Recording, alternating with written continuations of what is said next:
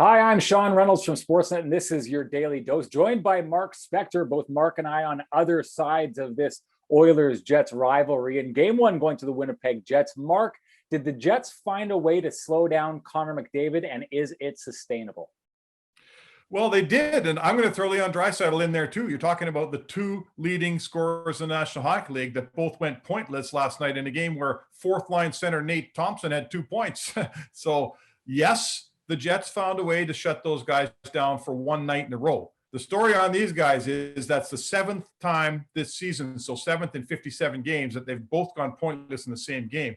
In the next game, both guys have got 13 points.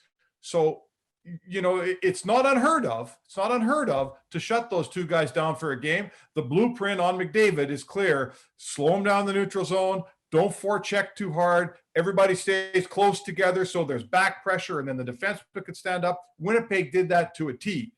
If they can do that 2 nights in a row, I'm going to come back on here Saturday morning, Sean, and tell you that they've really found something.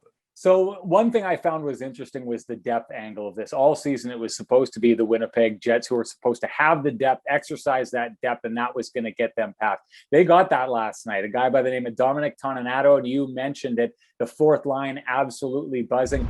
Well, listen, one of the huge advantages in this matchup on paper has always been that the Jets have a deeper group of forwards. There's no question. I'm throwing back to you. Who is Dominic Toninato, and where did he come from? Well, Toninato was picked up near league minimum, a guy who is basically supposed to be a taxi squad player. He got COVID earlier in the year, had complications from COVID, so we didn't see much of him until right at the end of the season where he got a couple games, and we were thinking in press row they were the kind of games that a player gets, as a throw a guy a bone for doing well. But no, it was a tryout. He looked well in that tryout, and sure enough, here he is, the big hero in game one. Phenomenal story, you got to say, for a player who really has come out of nowhere for not just Oilers fans, but Jets fans.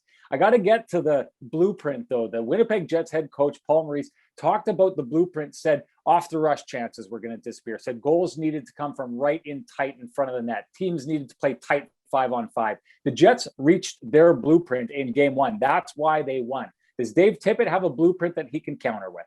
I'm not going to tell you that Dave Tippett's going to take his team and turn them into the 1995 New Jersey Devils, right? They're not that team. They don't have that makeup. But what they do need to do is figure out how to score some of those dirty goals of their own. So I don't care who your team is. I don't care what your strengths are. If you go to the National Hockey League playoffs and you can't score the kind of Tucker Poolman follow the play goal, the Toninato nice tip goal, you don't have those goals in your arsenal, you're not going to go very far.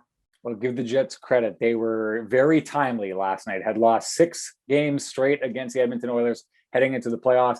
I don't think they're that worried about that anymore as long as they're winning the right ones at the right time. Thanks, Mark.